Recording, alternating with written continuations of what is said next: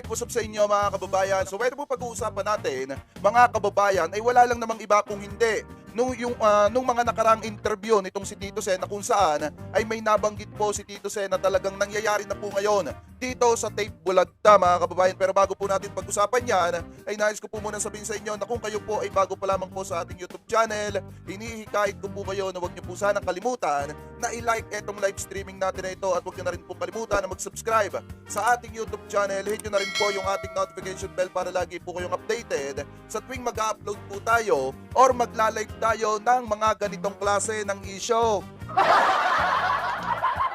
At gusto ko din nga po pala kayong batiin ng isang magandang umaga, tanghali, hapon, gabi, sa mansulok na mundo kayo naroroon, mapa sa Pilipinas man po kayo or ibang bansa. Sana po ay nasa mabuti po kayong kalagayan at gabayan po kayo ng ating Panginoon. Mabuhay po kayong lahat.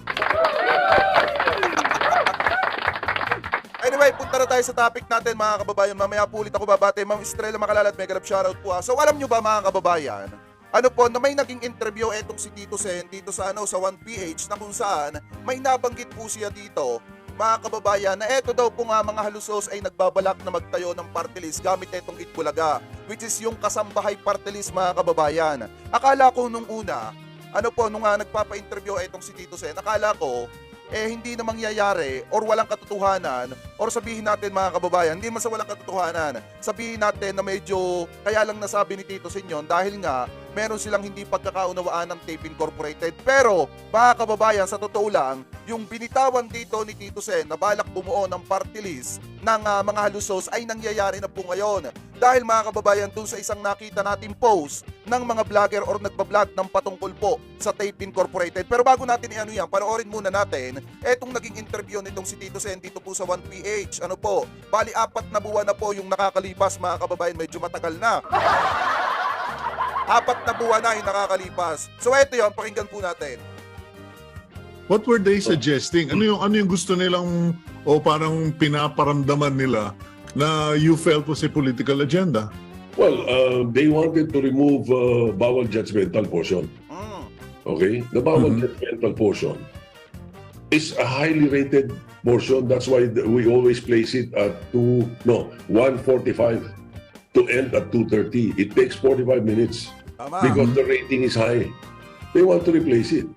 Kasi kung makikita nyo naman talaga yung bawal judgmental ng Tito Vic and Joey dun sa branded na Itbulaga mga kababayan, kung makikita nyo po yun, talagang pagka yun na ang sumapit yung oras ng bawal judgmental, alam naman natin na yung ratings ng Itbulaga mga kababayan bumubulusok po pataas. So ngayon, ang nangyayari po dito, balak pong palitan yon noon ng mga halusos at gusto nila palitan ng portion or ng segment na para sa mga kasambahay. Dahil nga mga kababayan, kaya pala nila gusto palitan yung portion or yung segment na bawal judgmental ng pangkasambahay, may balak pala po, or may political agenda. Gusto pala nila magtaguyod or magtatag ng kasambahay party list. So ngayon, pagpatuloy pa natin. Ang ipapalit daw is a portion ng search for kasambahay. So I said, sabi namin, teka mo na, we had made in the Philippines before. Tama. It was okay. But then, after one season, we wanted to, after 2 or 3 years, we were going to do it again, made in the Philippines. It was a flop. Wala pang 1-2 buwan, di namin tinuloy because the advertisers did not like it. So sabi nila, hindi naman kumakagat, hindi masyadong kumagat yung una eh. Ba't magagawa ng parang? So di na namin ginawa. So sa madalit salita mga kababayan, dapat nga mapapasalang yung segment na yon. Kaso nga lang, hindi talaga gusto ng mga advertiser. Kasi kung ikaw isang negosyante, magpapa-advertise ka mga kababayan, syempre, hindi mo gugustuhin na mag-advertise dun sa segment na hindi naman po pinapanood or hindi pumapatok po sa publiko. So ngayon, kaya hindi po na isakatuparan nyo ng mga halusos, na ipalit dun sa bawal judgmental kasi nga, ayaw po ng mga advertiser, ayaw ng mga nagbibigay ng ads or mga nagpapa-sponsor dahil nga hindi po patok sa publiko. Yun mga kababayan ang dahilan kaya hindi po nasa ikatuparan yon. Ngayon, ginagawa ng paraan ng mga halusos mga kababayan na maipalabas po yung segment na yon. Ginagawa nila ng paraan ngayon na maipalabas po dun sa Tape Bulagta. Bakit? Kasi nga, may political agenda mga kababayan. Mamaya natin tatalakayin yung isa, pagpatuloy natin to. Same thing, pinalitan mo lang ang pangalan. It's going to be kasambahay. And then, sabi ko, why? Mahina yan eh. And then they said, they admitted it again, they admitted it again a few days ago, that Romy is putting up a party list, kasambahay. Okay. Party list kasambahay. Okay, ayun. Well, I won't go into that kasi siyempre mahirap nang maging judgmental. Bawal maging judgmental. What we did was, hindi pwede. But then again, sige din, pag-uusapan daw nila with production, baka raw galawin ng mas maganda or something like that. Pero yung pagbaba ng sweldo, sabi namin, teka, bakit masyado naman? Ang laki na ibabawas. Ibang usapan na yan mga kababayan. So ngayon, eto, sabi ko nga po sa inyo, 4 na buwan na nakakalipas nung in-interview si Tito Sen patungkol dito sa binubuo or planong buuin ng mga halusos na kasambahay party list. Ngayon mga kababayan, nangyayari na yan. Dahil kung makikita nyo dito sa post ng TED or nitong TED o TED, ayan, EB Defenders mga kababayan, ito yung nag-post. Sabi dito sa post nila, kung babasahin po natin, so kung makikita nyo, nag-post sila noong October 3, 7:30 AM. Mga kababayan, yan, kung makikita nyo naman, ito yung Facebook page ng nag-post. Ito po yung defenders ng Tape Bulagta. So ngayon, ang post po nila, ito yon. Hello mga kapuso, it's your time to shine. Mga kasambahay, ito na.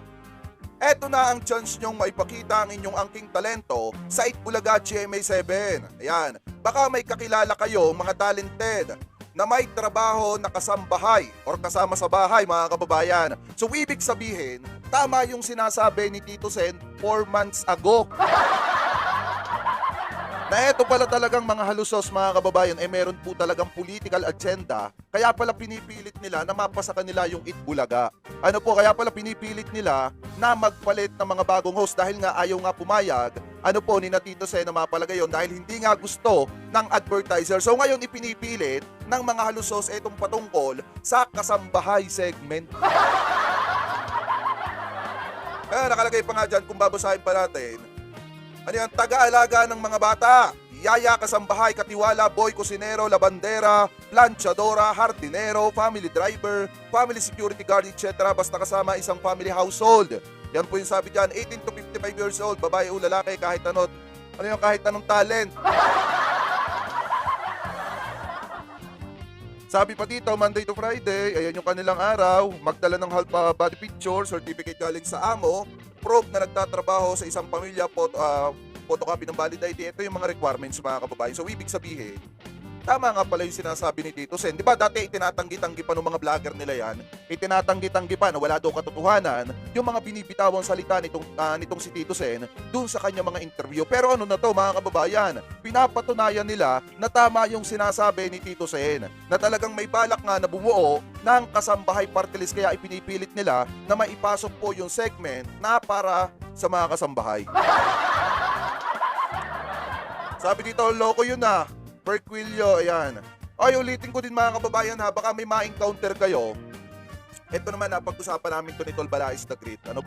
Baka may ma-encounter kayo sa mga comment section, lalo na yung mga malalaking balita, na pangalan ni Tol Balais the Great na tinitira sina Tol Chris Ulo, tinitira sina Tol J. Guevara, at saka yung ibang mga supporter na nandito sa ating YouTube channel. Uulitin ko po hindi po siya yon. Hindi po siya yon mga kababayan. Yan po ay naipaliwanag ko na sa inyo nung nakaraang araw pa na hindi po siya yon. At ginagaya lamang po yung kanyang pangalan. Kaya nga yung ibang mga supporter natin dito, hindi ko lagi binabanggit yung pangalan kasi automatic, yung mga galit kasi sa akin, sa inyo nagagalit. Ganun po yun mga kababayan, yung mga nagagalit sa akin, kayo ang pinagbabalingan. Lalo na yung mga close sa akin, katulad ni Mami Lynn Tamore, ni Garnet 14, or yung nitong si Ma'am Jomalyn Marabe, may possible na kapag inaraw-araw ko kayong banggitin, automatic, gagawan kayo ng fake dami account hanggat sa masira kayo. Kaya nga hindi ko gaanong pinabanggit yung mga pangalan nyo. So minsan mga kababayan, balik tayo sa topic. Tunay nga yung sinabi ni Tito Sen 4 months ago. Walang kasinungalingan, unlike dun sa sinasabi ng mga panatiko nitong mga lusos na walang katotohanan daw po ang sinasabi nitong si Tito Sen. So sa madalit salita mga kababayan, yung ibinulgar ni Tito Sen na matinding plano na binabalak na buuin ng mga halusos, which is eto nga pong kasambahay party list, ay lumalabas na po yung mga patunay ngayon. Kung sa sakit, mga kababayan, ito, lumalabas na yung mga sintomas ngayon. Yan na po mga kababayan, sa totoo lang, lumalabas na po yung mga sintomas ngayon. Ano po, dahil ito, mismong sa kanila po nang galing yan, na nananawagan sila sa lahat ng kasambahay na mag-audition po sa kanila.